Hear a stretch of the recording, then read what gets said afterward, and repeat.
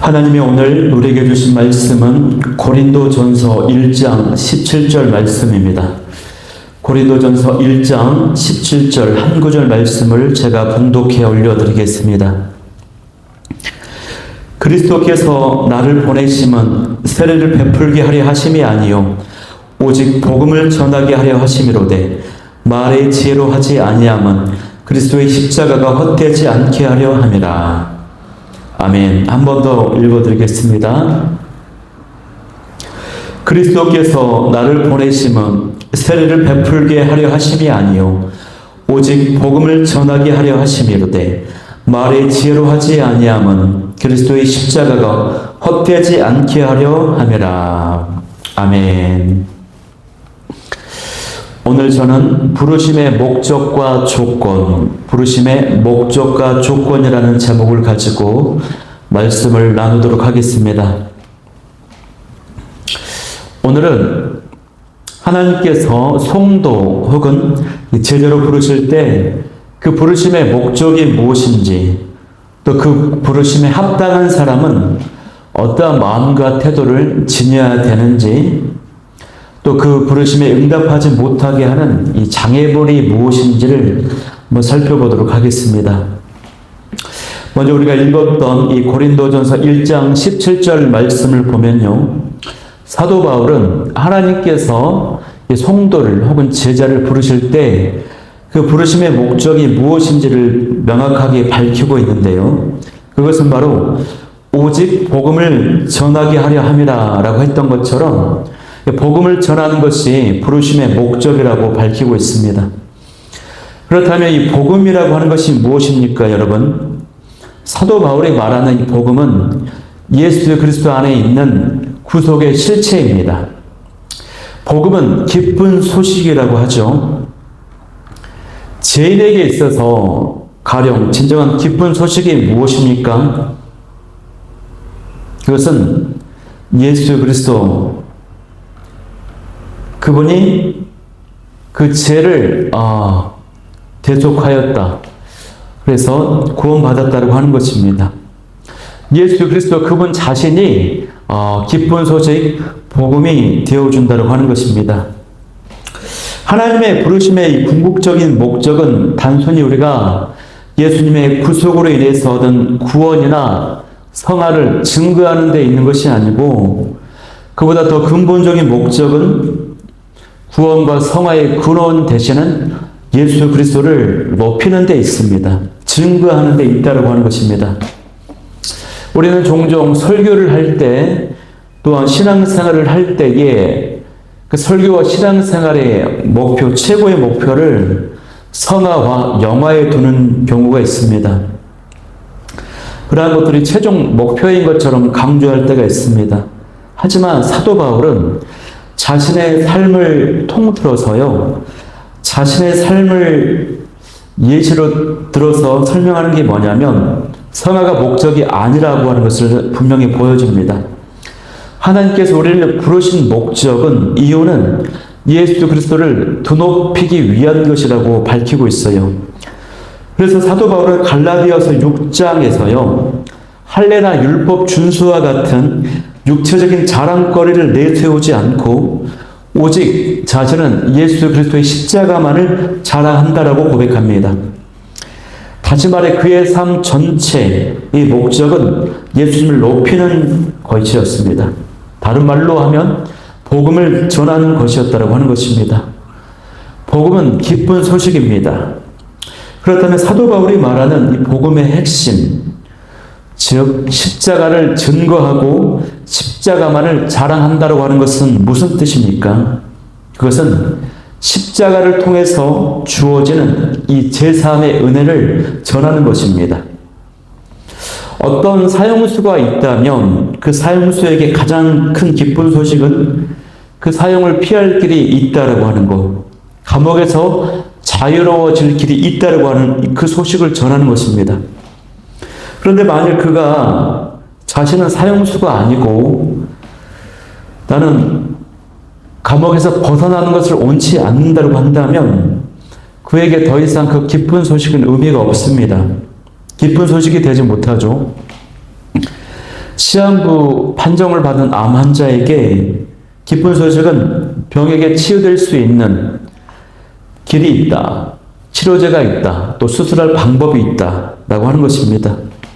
하지만 그 환자가 나는 암에 걸린 것이 아니고 단순한 감기 환자라고 착각을 하거나 나는 그 방법이 아니어도 괜찮다라고 여긴다면 그 역시 복음이 되지 못합니다. 마찬가지로요, 예수님께서 제사함의 근원이 되시고 생명의 근원이 된다고 하는 것을 깨닫는 사람만이 이 복음은 진정한 기쁜 소식이 되고 그 복음의 능력을 경험할 수가 있게 되는 것입니다. 그러므로요, 성도의 가장 중요한 사명은 무엇이 되어야 되냐면 복음을 전해주는 것입니다. 복음을 깨닫게 해줘야 되는 것입니다. 죽어가고 있는 영혼들, 자신들이 죄인임을 깨닫지 못하고 있는 영혼들에게 이 복음이 복음되게 해야 되는 것이에요. 복음 전파를 통해서 이 복음 자체가 되시는 예수님을 두높이도록 선포해야 되는 것입니다. 결국 우리가 이 복음을 대할 때 우리는요, 예수님께서 나를 구원하셔서 나를 천국 가게 하셨다, 성도가 되게 하셨다라고만 말하는 것은 이 구원의 은혜, 이 구속의 범위를 너무 좁게 협소하게 이해하는 것이 됩니다. 예수님께서는 온 세상을 구원하여 온 세상이 하나님의 보좌 앞에 온전히 드려지도록 하기 위해서 그 십자가의 그 큰 고통을 감당하셨어요. 그렇기 때문에 온 우주 만물이 모든 영혼들이 하나님의 보좌 앞에 온전히 드려질 수 있도록 해야 된다고 하는 것입니다. 그런 의미에서 우리는 하나님께서 왜 나를 또 여러분을 구원하셨는지 그 분명한 이유를 알아야 된다고 하는 것입니다. 만약 하나님께서 사람과 같은 감정을 지니셨다면 아마 하나님은 우리의 끊임없는 이 요구, 간구, 요청으로 인해서요, 정말 진절머리가 나셨을 것입니다. 심히 답답함을 느끼셨을지도 몰라요. 우리는 새벽부터 밤 늦게까지 자신에게 축복해달라고 구하고 이 문제 해결해달라고 구합니다. 다양한 문제와 간구의 기도 제목들이 있습니다. 이것이 감정을 지닌 하나님을 매우 지치게 만드는 것입니다. 그러나 우리가 이 복음의 본질과 깊이를 진정으로 깨달았다면 더 이상 사소한 개인적인 문제로 하나님을 괴롭히지 않게 될 것입니다. 사도 바울의 유일한 소망은요, 오직 복음을 전하는 것이었습니다.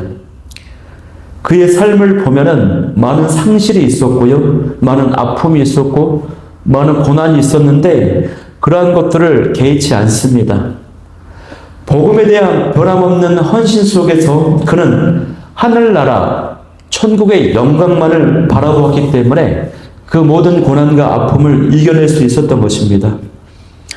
그리고 그가 말한 그 영광의 절정은 바로 하나님의 보좌에 참여하는 것이었습니다. 그것은 바로 궁극적인 영화였습니다. 영광이었어요. 많은 이들이 예수 그리스도의 빛을 잠시 경험했다고 해서 자신이 예수님을 영접했다고 혹은 내가 영화와 성화의 단계에 영광스러운 수준에 이르렀다고 착각하는 경우가 있습니다. 예수님께서 10명의 나병 환자를 고쳐주셨을 때요, 모두가 그 주님의 능력의 빛을 경험했습니다. 그래서 그들은 구원받았다라고 혹은 내가 엄청난 영광스러운 은혜의 자리에 있었다라고 착각했을지도 몰라요. 그러나 그중 오직 한 사람만이 예수님께 돌아와서 예수님을 높였습니다. 예수님께 영광을 돌렸습니다. 그리고 예수님은 그 한 사람에게만 구원의 은혜, 제사함의 은혜를 선포합니다. 그 한 사람만이 제사함 받고 구원받았다고 하는 것입니다. 또 예수님은요, 오병이어의 기적을 통해서 수많은 사람에게 은혜의 빛을 비추어 주셨습니다. 모두가 그 놀라운 기적에 경험하는 주인공들이 되었어요. 그러나 막상 예수님께서 십자가의 구속을 말씀하시자 나는 십자가에 달려 죽게 된다라고 고난에 대해 말씀하시자 많은 사람들이 그분을 떠나가 버리고 말았습니다. 심지어 많은 제자들조차도 등을 돌렸지요. 그때 예수님이 제자들에게 물으십니다. 너희도 나를 떠나려느냐? 이때 베드로가 믿음으로 고백합니다. 주님, 영생의 말씀이 주님께 있사오니 우리가 누구에게로 가오리까? 이 고백은 베드로가 예수님을 단순히 스승이 아니라 영생의 근원이요 참된 그리스도이심을 경험한 사람이었다고 하는 것을 보여줍니다. 이처럼요, 우리의 삶이요, 어떤 은혜, 한순간의 기적, 문제 해결, 능력을 경험했을지라도 어떤 상황 가운데서도 우리가 예수님을 높이는, 예수님을 영광스럽게 하는 그런 삶이 되어야 될 줄 믿어요. 그런데 이 제3의 은혜를 아직 경험하지 못했다고 하는 것은, 사람들이 제3의 은혜를 경험하지 못했다고 하는 것은요, 자신이 영적으로 사형수임을 깨닫지 못한 것과 같은 것입니다. 스스로의 힘으로 이 죄악의 상태에서 벗어날 수 없다고 하는 것을 아직 깨닫지 못한다고 하는 것입니다. 사랑하는 성도 여러분, 저와 여러분은 진정으로 제3의 은혜를 경험하셨습니까? 그 은혜로 인해서 여러분의 삶이 복음 자체이신 예수 그리스도를 증거하는 삶으로 드려지고 있습니까? 그렇다면 그 자체가요, 그것이 바로 은혜의 삶을 경험하고 있는 증거가 됩니다. 내가 하나님의 생명을 소유하고 있다고 하는 증거가 되는 것입니다. 그리고 이것이 바로 하나님께서 우리를 성도로 부르심의 참된 목적입니다. 그러므로 복음 자체이신 예수 그리스도를 증거하는 삶을 꼭 사시길 소망합니다. 사도 바울처럼 선교적 삶을 살아가는 저와 여러분이 될 수 있기를 소망합니다. 저와 여러분은 분명히 구원받은 성도가 맞지요. 진정으로 예수님을 내 인생의 주인으로 믿고 있으시지요. 그렇다면 고난과 어려움의 상황이 오고 유익과 이익이 없을지라도 매 순간 주의 영광을 위해 살아가는 저와 여러분이 될 수 있기를 간절히 소망합니다. 여러분, 예수님을 높이며 복음을 전하는 삶, 그 삶이 하나님의 우리를 부르신 목적입니다. 그렇다면 하나님의 그 부르신 목적에 반응하는 성도 혹은 제자는 어떠한 조건을 갖추어야 할까요? 결론부터 말하자면 그 조건은요, 자기 자신을 부인하고 자기 십자가를 지기로 결단해야 하는 자가 되어야 된다고 하는 것입니다. 다른 말로 말하면 사람의 영광과 인정, 칭찬과 존경을 내려놓을 수 있어야 된다고 하는 것입니다. 우리가 이러한 모습을 갖추기 위해서는요, 먼저 나는 과연 하나님의 그 부르심의 길을 기르고 있는가, 막고 있지는 않은지를 늘 살펴보아야 됩니다. 예수님을 믿고 구원받은 사람이라면요, 누구나 자신이 구원받은 사실과 자신이 익히 받은, 알고 있는 이 복음을 세상에 알릴 책임과 부르심을 받았습니다. 하지만 이것이 모두 목회자나 선교사처럼 복음을 전하는 직업적인 사명을 가져야 된다고 하는 것을 의미하는 것은 아닙니다. 이런 직업은 복음을 전하는 하나의 방편일 뿐입니다. 복음을 전하는 일은 여러 가지 방법과 모습으로 할 수 있습니다. 그런데 사도 바울은요, 자신이 복음을 전하지 않고는 견딜 수 없을 만큼 마음이 아팠다라고 고백을 합니다. 그만큼 그에게는 이 복음 전파가 삶의 중심이었기 때문에 그래요. 저와 여러분의 삶의 형태가 어떠하든지 직업이 어떠하든지 간에 복음 전파가 우리 모두의 삶의 중심이 되어야 될 줄 믿습니다. 이런 삶이 바로 제자의 모습인데요. 진정한 성도의 모습인데요. 그런데 예수님께서 우리를 부르실 때, 우리를 구원하실 때에 그 조건으로 제자의 자격을 내걸지 않으셨다고 하는 것이에요.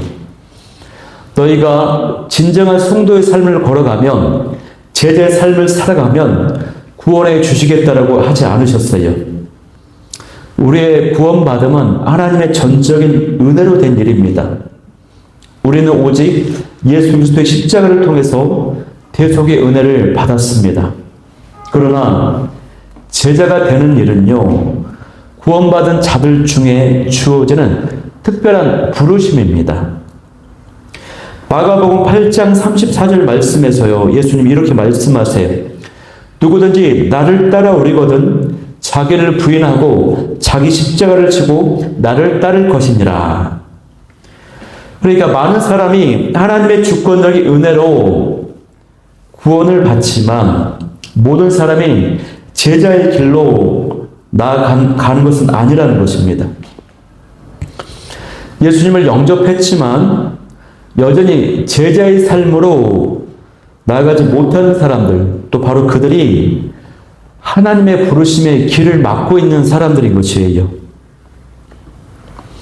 예수님 당시에도 유대 지도자들 중에도 예수님을 믿은 자들이 있었습니다.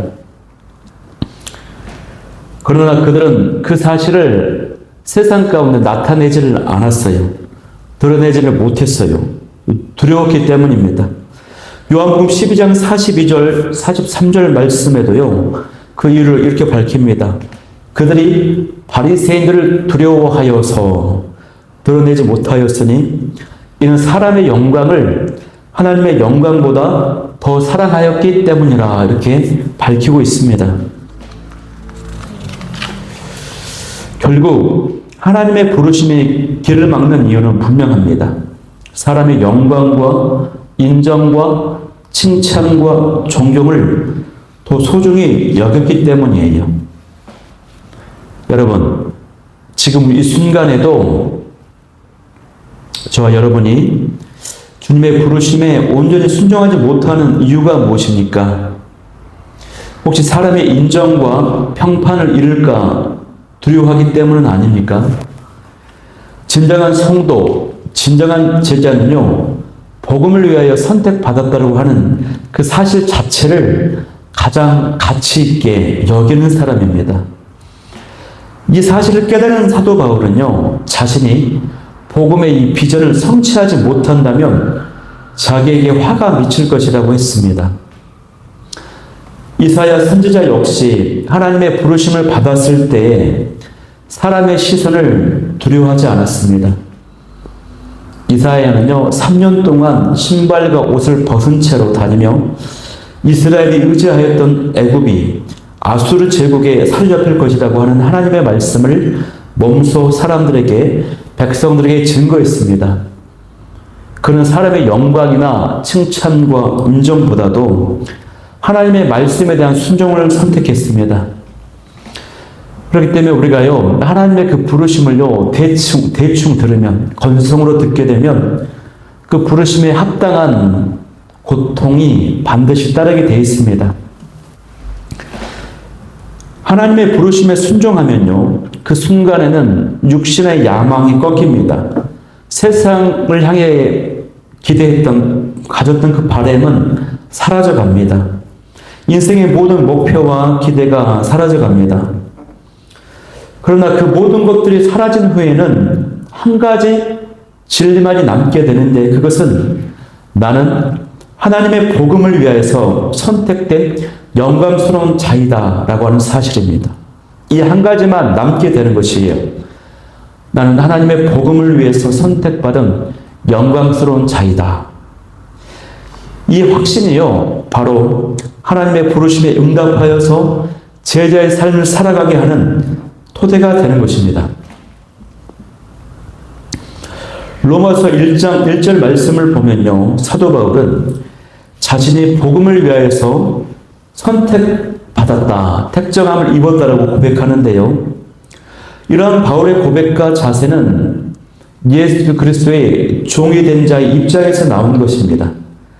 종이 된다라고 하는 것은요, 이제 더 이상 무엇을 할지, 어디로 갈지를 스스로 결정할 자유가 없다라고 하는 뜻이에요. 오직 하나님의 부르심에 순종하여서 오직 그분의 뜻에 따라서 행하는 삶밖에는 없다라고 하는 것을 의미하는 것입니다. 만약 하나님께서 부르신 자가 그 길을 외면하고 다른 길로 가려 한다면 그는 결국 영적인 화를 피할 수가 없게 되는 것입니다. 그러므로 우리는 하나님께서 우리를 부르시고 붙드실 때에, 말씀하실 때에 그 부르심과 그 손길을 뿌리치지 않길 소망합니다. 또 그러한 것들을 뿌리치게 만들려고 하는 세상의 유혹들을, 시험들을 무척이나 조심해야 되는 것입니다. 거의 대부분의 경우에 하나님의 선택됨을 거부하는 이유, 하나님의 그 부르심의 음성을 듣지 않는 이유는 뭐냐면 우리가 여전히 세상을 사랑하기 때문이에요. 여전히 배설물과 같은 것들을 사랑하기 때문입니다. 사도 바울은 그것을 익히 알고 그것을 거부했던 사람입니다. 사도 바울은 이미 세상의 성공이라 할 만한 모든 것을 가졌던 사람입니다. 좋은 혈통, 탁월한 교육, 리더십, 도덕적 명성, 사회적 지위, 경제적인 부도 있었습니다. 하지만 그는 그것들을 배설물로 여겼어요. 왜냐하면 그 모든 것이 예수 그리스도를 아는 지식을 가로막는 장애물이 되었기 때문입니다. 여러분, 혹시 여러분은 지금 주님의 부르심을 미루고 있습니까? 조금 더 성공한 뒤에, 또 조금 더 여유가 생긴 뒤에 그때 순종하겠다라고 생각하고 있습니까? 세상의 영광과 사람의 인정을 먼저 얻고 나서 주님을 따르겠다라고 생각하십니까? 여러분, 하나님의 관점에서 볼 때요, 인간이 자랑하는 것들, 추구하는 것들 있죠. 돈, 명예, 지식, 권력은 다 배설물에 악취가 나는 것들입니다. 바울이 버린 바로 그 육신의 자랑거리들이 오늘 우리를 주님의 손길에서 멀어지게 하는 경쟁자들이 유혹하는 것들, 시험에 빠지게 만드는 요소들이라고 하는 것입니다. 이러한 것들을 추구하게 되면 어떻게 됩니까? 우리는 주님 앞에서 참된 종으로 서지 못하고 오히려 주님과 협상하려고 하는 태도를 보이게 됩니다. 왜 그렇게만 해야 되냐고, 왜 그렇게 따라야만 하느냐고 따지고 이 길이 아닌 다른 길은 없냐고 묻습니다. 그러나 선택받은 종은요, 묻지 않습니다. 주님이 원하시는 곳이라면 그저 갑니다. 종은 무엇을 할지, 어디를 갈지 주인에게 물어볼 자유가 없다고 하는 사실이에요. 이것이 바로 택함을 받은 진정한 제자가 지녀야 되는 자세인 것입니다. 이것이 제자의 조건인 것입니다. 이 자세를 지니는 것이 바로 하나님의 부르심에 반응할 수 있는 제자가 지니는 태도요, 조건이라고 하는 것이에요. 복음이 선포되어야 될 자리라면 어디든 가고 복음을 전할 수만 있다면 어떠한 대가도 감수할 수 있는 사람이 되어야 되는 것입니다. 하나님의 부르심에 응답한 성도는요, 하나님의 나팔수와 같아요. 그 길에는 고난과 핍박이 따르지만 동시에 영광이 함께 갑니다.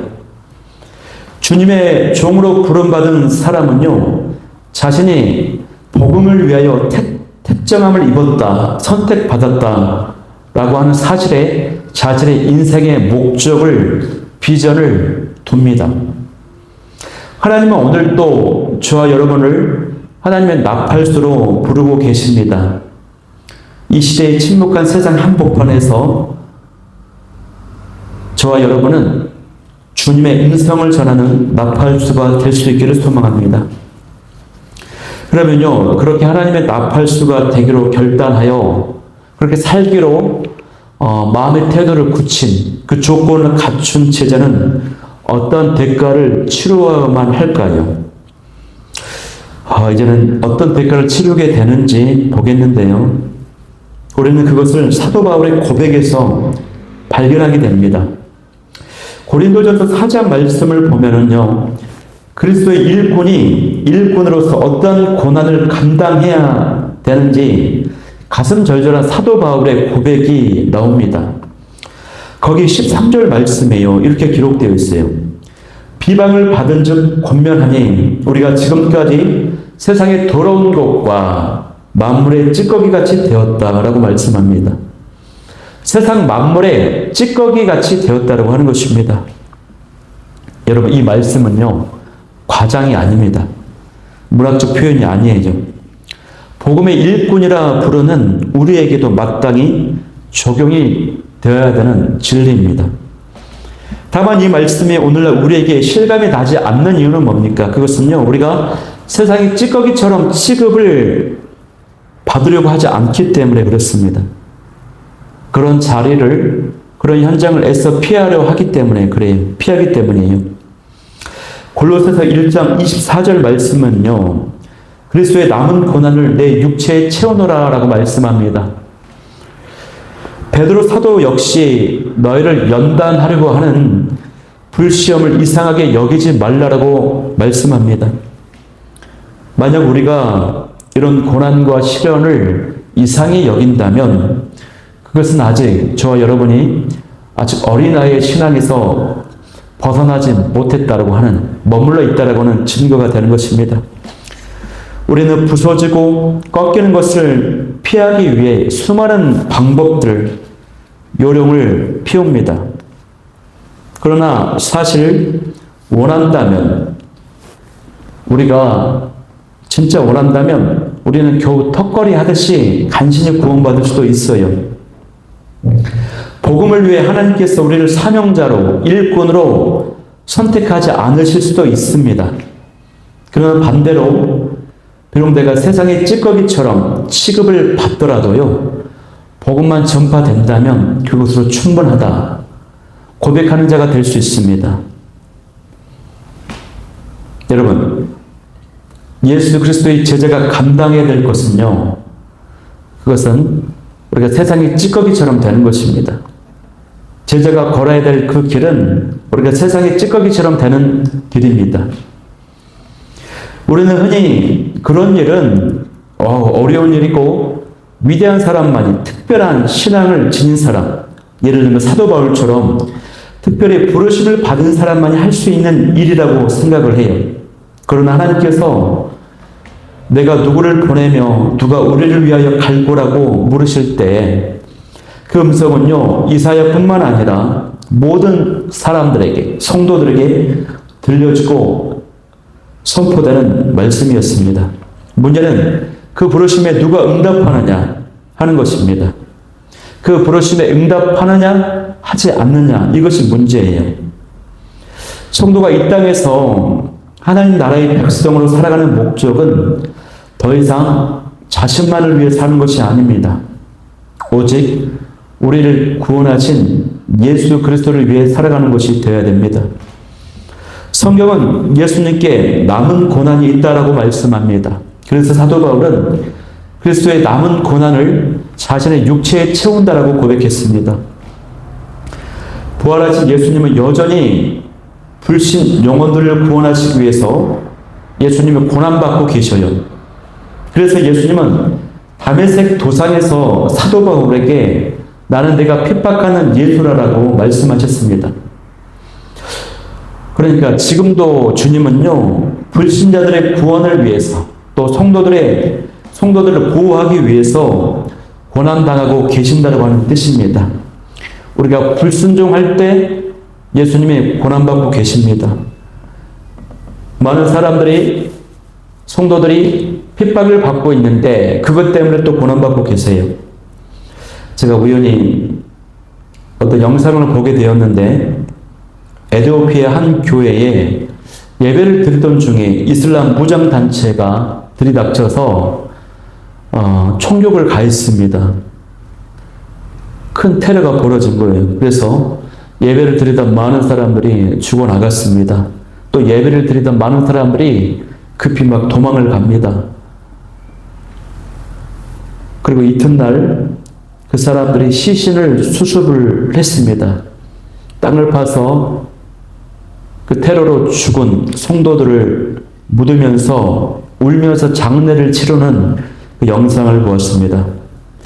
이처럼 지금도 주님의 남은 고난을 자신의 육체에 채우면서 살아가는 사람이 있어요. 그들이 진정한 제자예요.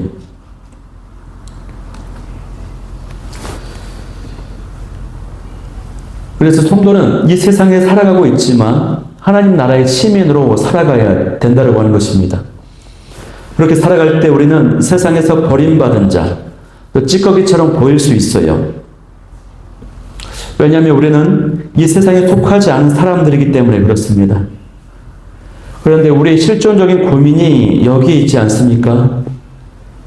교회가 핍박을 받고 테러의 소식을 듣고 또 고난 가운데 있는 지하교회 성도들의 소식, 또 선교사님들의 그러한 말할 수 없는 노고를 들으면서도 또 연약한 개척교회와 시골교회 소식들을 들으면서도 너무나도 안타깝고 마음이 아픕니다.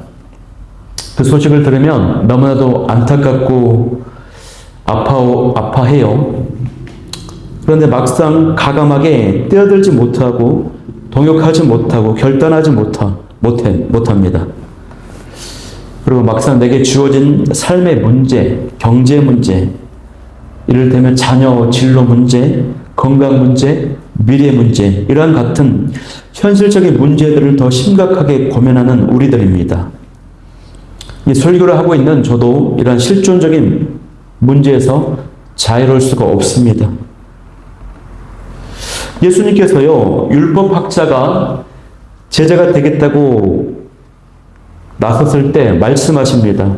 여우도 굴이 있고 공중의 새도 다 보금자리가 있을 때 인자는 머리 둘 곳이 없도다 말씀하셨어요. 예수님의 제자로 산다라고 하는 것은 인간적인 관점에서 볼 때 세상에서 가장 비천하고 가장 외롭고 가장 불쌍한 자리일 수 있습니다. 예수님은 그 길이 편안하거나 세상적 만족이 따른 길이라고 말씀하신 적이 없어요. 사도 바울은 복음을 전하기 위해서 자신의 모든 생애를 드렸습니다. 그리고 그렇게 헌신한 결과, 그의 고백은요, 세상의 쓰레기처럼 만물의 찌꺼기처럼 취급받았다라고 고백을 하는 것입니다. 그런데 여러분, 이 사도 바울의 고백이 어떻습니까? 여러분 어떻게 들리십니까? 사도 바울과 같이 똑같이 구원을 받은 같은 성도요, 같은 제자입니다. 사도 바울처럼 똑같이 구원받고 똑같이 부르심 받은 저 여러분입니다. 그런데 이 고백이 낯설게 들리는 이유는 분명합니다. 그것은 우리가 세상에 찌꺼기가 되지 않으려고 요리조리 피하고 있기 때문에 그렇습니다. 어떤 의미에서요, 예수 그리스도의 제자가 감당해야 되는 것은요, 또 하나의 제자에게 주어진 사명은 세상과 단절이라고 하는 것이라고 할 수 있어요. 세상과는 완전히 다른 방식으로 다른 목적과 삶의 원리를 가지고 살아가는 것입니다. 하나님은 처음 아담에게 세상을 다스릴 권세를 주셨습니다. 그러나 아담과 하와의 불순종으로 지약이 세상에 들어왔고 그 결과 사람은 그 통치권을 빼앗기게 되었습니다. 그렇게 세상은 사탄의 권세 아래 놓이게 되었고 그는 이 세상의 임금이 되었습니다. 그러나 하나님은 그 상태를 그냥 그렇게 내버려 두지 않으셨습니다. 마귀의 일을 멸하시기 위해 하나님 나라의 왕으로 예수님께서 이 땅에 오셨습니다. 따라서 우리는요, 비록 이 세상에 이 땅을 밟고 이 세상을 살고 있지만 동시에 하나님 나라에 속한 자들입니다. 이 땅에는 세상과 하나님 나라가 함께 존재하고 있습니다. 그런데 성경은 이 세상에 속한 자는 이미 심판을 받았다고 말씀하십니다. 훗날 하늘나라에서 따로 계산하는 것이 아니라 따지는 것이 아니라 이미 심판이 확정되었다라고 말씀하세요. 이 세상과 이 세상에 속한 자들이 이미 심판을 받았다라고 확정하고 있습니다. 반대로 하나님 나라에 속한 자는요, 이미 정죄에서 벗어난 자, 곧 구원받은 사람입니다. 그러므로 하나님의 통치 아래 살고 있는 성도, 예수님의 십자가의 구속의 은혜로 말미암아 구원받은 성도는 이미 하나님 나라의 백성으로 이 땅을 살고 있는 것입니다. 그런데 문제는 우리가 세상의 미움을 받지 않기 위해서 여전히 세상의 방식으로 세상의 좋은 것들을 누리려고 애를 쓴다고 하는 사실입니다. 사도 바울이 배설물이라고 표현했던 것들, 명예, 재물, 쾌락을 여전히 추구하며 그것이 이루어지기 전에는 주님의 부르심에 순종하지 않으려고 합니다. 이유가 뭡니까? 이유는 세상을 사랑하기 때문입니다. 디모데후서 4장 10절 말씀에도 보면요, 바울은 자신과 함께 복음을 위해 헌신되었던 동역자들 중에도 세상을 사랑해서 자기 길로 간 자들이 있었다라고 고백을 해요. 여러분 어때요? 저와 여러분은 세상을 사랑하고 있지는 않습니까? 많이 사랑하고 있지 않다고요? 조금이라도 사랑하고 있지는 않습니까? 여러분, 세상에서 찌꺼기처럼 버림받을지라도 예수 그리스도를 사랑하는 길을 선택할 수 있으시겠습니까? 하나님 나라와 복음을 위해서 예수님의 남은 고난에 동참하는 진정한 제자로 살아가시겠습니까? 바라옵기는 저와 여러분의 결단과 고백이 그렇게 되길 바라고요. 우리의 모든 삶이 복음 중심적인 삶, 사도 바울과 같은 선교적 삶이 될 수 있기를 간절히 소망합니다. 그래서 오늘 말씀을 기억하면서 부르심의 목적과 부르심의 조건과 또 그 부르심을 따라갈 때 어떤 방해와 장애가 있는지를 기억하면서 하나님의 인도함 받는 저 여러분이 다 될 수 있기를 소망합니다. 기도 제목 3가지입니다. 첫 번째, 내가 구원받은 목적이 성화와 영화가 아니라 예수님을 높이는 데 있음을 명심하게 하여 주옵소서. 두 번째는 나는 복음을 위해 선택받은 영광스러운 삶을 알고 복음을 전하며 살아가게 하여 주옵소서. 세 번째는 세상을 사랑하는 것을 버리고 하나님 나라와 복음을 위해 예수님의 남은 고난을 내 육체에 채워가며 그 고난에 동참하며 살게 하여 주옵소서. 이 기도 제목 가지고 나아가도록 하겠습니다.